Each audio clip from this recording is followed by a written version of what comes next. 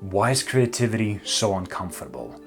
Why for the first 15 minutes does a quiet walk give you jitters? Why do we mistake silence for emptiness, and is it really empty? It does sound like a bunch of different questions, but are they really different? Imagine the void, everything and nothing at the same time, a scary sacred place somewhere between your brain and some place in the universe, the home of silence. You chase it all the time, yet run away from it the moment it places its hand on your shoulder. Some call it a god or the universe, others might call it a meme as well. The name doesn't matter nearly as much as the feeling. Every idea, every creative impulse, and every random thought comes from it. Yet somehow, someone conditioned us to feel anxious every time we come close to that place. Have you noticed that despite common sense or reason, the only time you don't feel like you're dying is when you're busying yourself with tasks, mental or physical, real or otherwise, ideally something mundane, robotic, and repetitive? Perhaps that's why the void feels so frightening. It's anything but. Work, study, or TikTok, it's all kind of like a spinning wheel, numbing your weary head that can't be put to rest. The mental chatter, the mental clutter you live in is a comfortable prison, and you're the one who built it. Well, with some help, of course.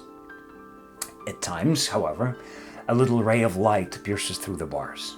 For the first time in months, you feel connected. You feel alive again. The emotions are strong, maybe overwhelming even. And then, quietly, an idea walks in. It feels weird, odd. What only a moment ago felt exhilarating now feels uncomfortable. Your poor heart, conditioned by years of fear and anxiety, can seem to tell the difference. It's too much. You're crashing, retreating back into your own cave. Sometimes later, the glimpse of that light is still within you. The creative spark is eager, but you're afraid to expose it, to bring it to life. I can't go through this again, you think? And before you know it, the void is shut. Your creative monster is caged. The normal, whatever that is, continues. Hi, I'm Shpyra. I'm a post-secondary educator, fiction writer, and a lifelong student of creativity. Let's talk about the creative void, shall we? Remember the last time you sat in complete silence? And I'm not talking about that moment you had a lunch at work by yourself, maybe with a TikTok in the background. I mean real silence. No gadgets of any kind, no music, no conversation, not even the ones in your head. I'm pretty sure you've experienced it at least once.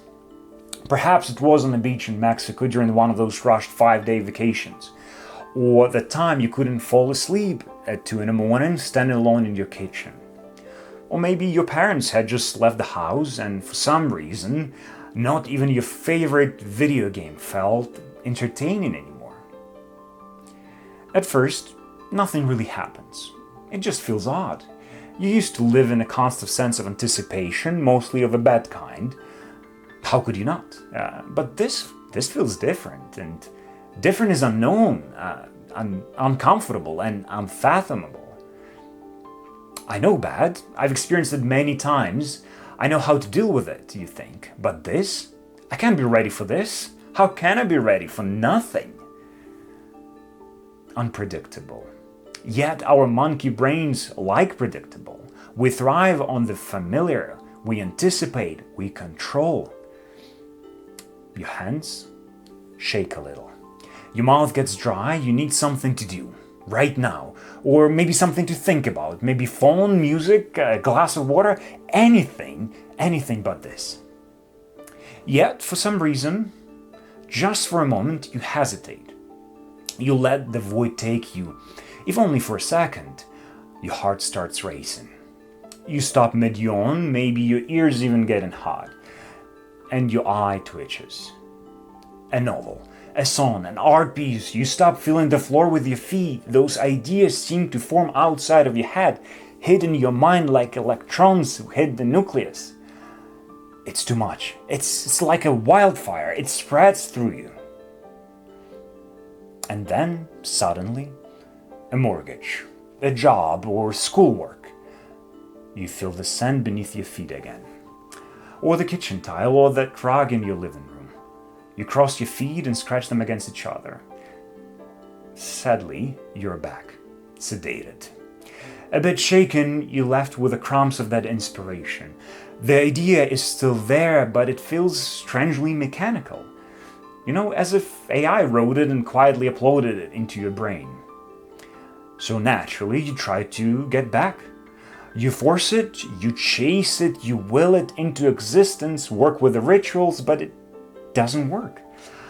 Or you do something the opposite. You try to bury it beneath the memories, screens, or junk food and hope it quietly disappears from your life.